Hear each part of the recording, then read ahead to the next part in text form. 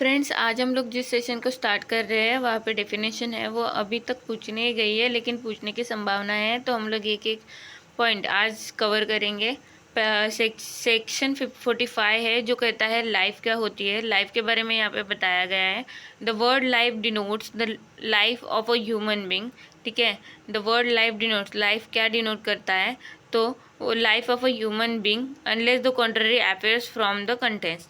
मतलब किस life of human being ही हम लोग कंसिडर करते हैं, किसी एनिमल का और ट्री का अभी तक लाइफ हम लोग कंसिडर नहीं करते, क्योंकि लॉज हम लोग ने ह्यूमन बीइंग के लिए बनाए हैं। तो ह्यूमन बीइंग ही लाइफ यहाँ पे कंसिडर करी जाती है जब तक कि इसके कॉन्ट्ररी कुछ भी कंटेस्ट नहीं आए। ठीक है, सेक्शन 45 है ये कहता है।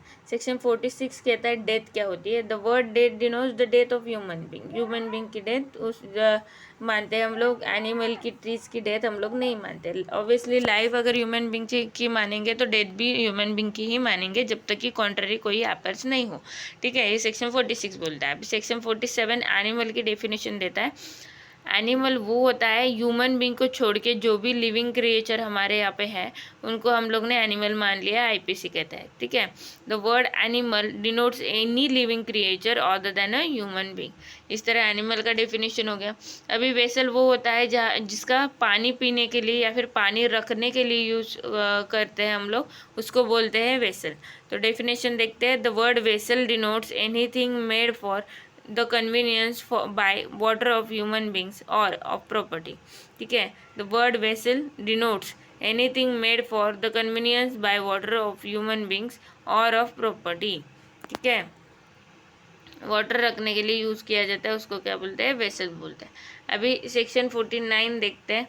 ईयर, सेक्शन 49 क्या बोलता है। Wherever the word year और the word month is use it is to be understood that the year of the month is to be recognised according to the British calendar. उनको सिर्फ इतना बोलना है, जहाँ पे भी मंथ बोला, जहाँ पे भी ईयर बोला, ब्रिटिश कैलेंडर को देखो, उसी के हिसाब से ये चलेगा। मार्च अप्रैल, ये चैत्र वैशाख की तरह नहीं चलेगा। जैसे आज गुड़ी पड़वा है तो हम लोग मानते हैं कि ये मराठी साल का पहला दिन होता है, तो हम लोग चैत्र वैशाख जो हम लोग ईयर मानते हैं मराठी वाले, तो चैत्र का पहला दिन है ये आज। तो हम लोग ये महीने नहीं मानेंगे। ऑब्वियसली हम लोग पूरे जब हम लोग ईयर मंथ बोलेंगे आईपीसी के अंडर, तो हम लोग ब्रिटिश कैलेंडर के तहत ही बोलेंगे। 1 तारीख 2 तारीख होगी, वो ब्रिटिश कैलेंडर के अंदर ही अंदर जैसे होती है वैसी ही होगी। ये सेक्शन 49 बोलता है। सेक्शन 50 बोलता है सेक्शन। ठीक है, सेक्शन क्या होते हैं। सेक्शन वो होते हैं जो चैप्टर के अंदर और प्रीफिक्स्ड नंबर देके, और मतलब उसका सब पार्ट करो, फिर उसको नंबरिंग दो, सबको सेक्शन बोलेंगे। The word section denotes one of those portions of a chapter of this code which are distinguished by prefixed numeral figures. जिनको नंबर दिए गए हैं और वो चैप्टर के पार्ट्स किए गए छोटे छोटे, उसको बोलेंगे सेक्शन। सेक्शन 51 बोलता है the word oath includes a solemn affirmation substituted by law for an oath and any declaration required or authorized by law to be made।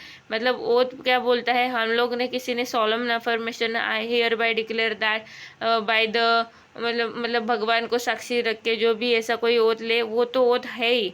उसके अलावा देखते हैं substituted by law for an oath, वो तो हो गया, लेकिन उसके अलावा क्या क्या होता है देखिए। एनी डिक्लेरेशन अगर रिक्वायर्ड और authorised by law to be made before a public servant और to be used for the purpose of proof whether in a court of justice और नॉट। मतलब किसी भी इंसान ने अगर डिक्लेरेशन कर दिया, ठीक है, जो लॉ के हिसाब से रिक्वायर्ड था और ऑथोराइज था, तो वो कोर्ट ऑफ जस्टिस में क्या करे, लिया जाए एज एविडेंस प्रूफ, या फिर नहीं तो भी वो डिक्लेरेशन ओथ की तरह ही माने जाएगा। इस तरह से हम लोग ने सेक्शन 51 कंप्लीट कर लिया है और हमारा सेशन यहाँ पे ख़त्म होता है। Thank you.